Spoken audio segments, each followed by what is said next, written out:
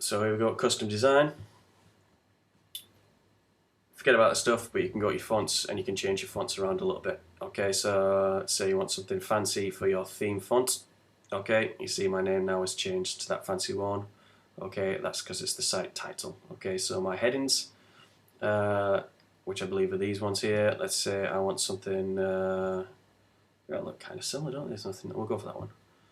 Condensed, so that's going to change. Oh, it hasn't changed them ones, so it's these headings down here that's changed there. Okay, and also, while those ones up there stay the same, it's these headings that change. So you can play around with that as well, and obviously the size and everything like that.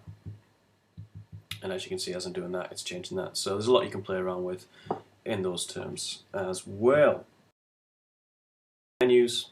Now you see I've got a nice snazzy picture of me on there. Now on this one it's got header.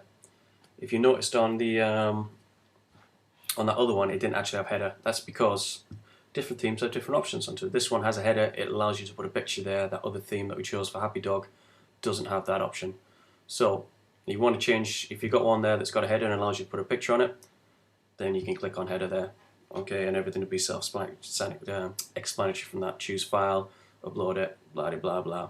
Okay, and that'll do that. So again, some of your headers, some won't. Okay, you can change the background as well. Okay, and again that's the same thing there. You can put images on there, or you can change colors of the background, anything like that. Okay. But certain themes will allow you to do certain things that other ones won't, and you see now that's quite a horrible background, so I made a bad decision there. So anyway, when you do our changing around, try and avoid stuff like this. You see how that name's red against that now, it doesn't look good, but there you go. Okay, so you can change all sorts of stuff doing that as well. Here's our blog. So you want to do a few other things to show these final bits here now. So okay, let's say across the top you want to add what we call a static top level tab.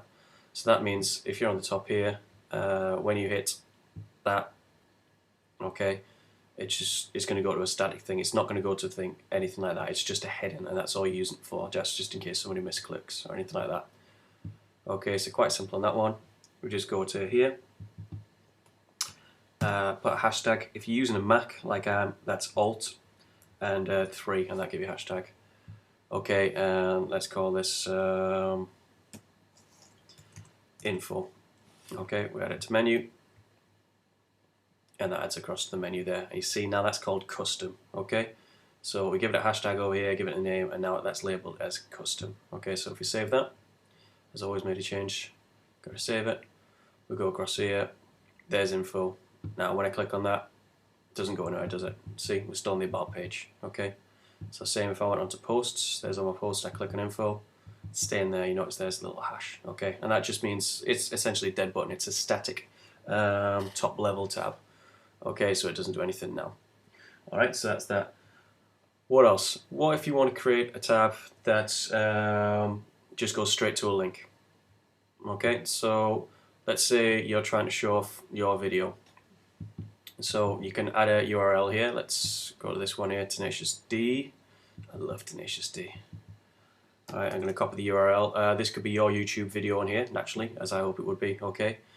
Put the URL in there, and then my video. Okay, I'm going to add that to the menu. There it is, and because I've made a change, I'm going to save the menu, as always. Okay. So hopefully now when we go on here, there's my video, and if I click on that, it's going to take you straight to my video. Okay? That's that. Alright, so that's static top levels, that's the straight embeds. What if you want to embed a PowerPoint? Okay, so you've done a PowerPoint and you want to put that into there. Okay, so what we're going to do in that, again, we're going to go to posts, we're going to add a new post. Okay, so to get this one, what you need to do is upload to SlideShare. So SlideShare, you'll have to go create an account with it and upload. That's very, very simple to create an account, and you just basically upload your PowerPoint onto that. So once you've done that, here's your account. I'm using the wonderful Kit Majors again. Okay, my uploads. So let's see what I've uploaded. And here's one I did earlier. You guys probably don't remember Blue Peter. Never mind. Okay, so you'll have a list of your PowerPoints. This is one I will use, Audience Theory. So click Embed. okay, customize, and then you want this one, shortcode for WordPress, and handily it's got a copy button there, okay? So you can just click copy, tells you it's copied, and now I'm going to go down here, put it in there like that, okay, give a title, so audience theory, and let's say I want to put this one in my music video one, so I'm going to put it in there, okay? I'm going to publish that. Done the changes, you made 5 posts. Thank you, Siri. Okay, and as you can see there now, info, click on that, nothing happens because it's a static one. Go to about, blah blah, it's in music video, isn't it? It's also, remember, it'll be in posts as well. Okay, because they'll have to go somewhere. You can do the same with, say, YouTube clips or something like that. Absolutely same principle. So you go to new post, new page, whatever you want to do. What's called this, my band, and all you got to do is simply put the URL on its own line. So again, I'm going to use Tenacious D, massive fan, obviously. Okay, and WordPress says if you just put that on its own standalone line, the URL, then that should do it. So I'll just publish that now, and that'll just go to post. Because it's a post, it'll just go to the post column as opposed to somewhere where I specifically asked it to, remember, with the categories and whatnot. And as you see now, we're in posts, and there it is. So you've embedded that in there. So you can embed PowerPoints, and you can embed your clips in there.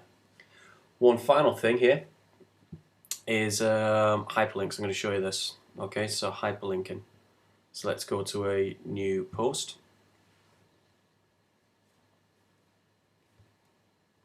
Let's look here, things I've done.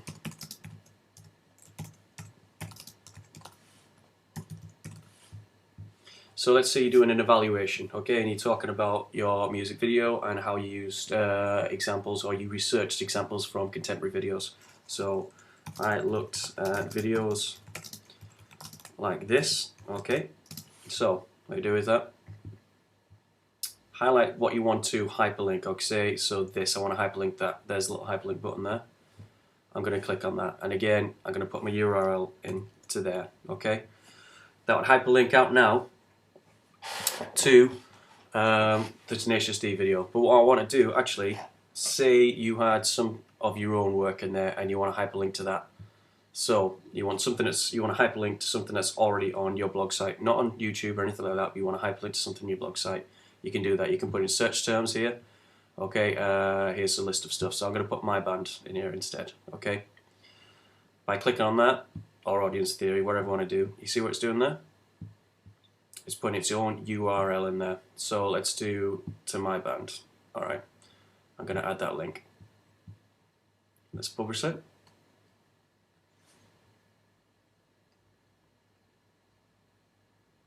We get this running total here. This is very nice. Things I've done. So there's our new post there, okay. I looked at videos like this. And if you hover on there now, it's a hyperlink. And that will take you to there. Okay. So that was like an example of what you did, and that's within your own site. And remember, you could do it outside as well. Okay, so there's a few things you can do with that as well. But again, with a lot of these things, it's a case of just playing around and getting comfortable with it. So have fun with it, be creative, get yourself a nice little site, but remember, make sure it's easy to see. Don't have things like, you know, black with red writing or anything like that, because it's quite hard in the eyes. Remember, your poor old teacher's got to mark this and look through this. Okay, so while it might seem funky to you, it can be pretty annoying when you've got hundreds of them to go through. So, you know, by all means, personalize it, but don't go overboard and make sure it's legible. Okay?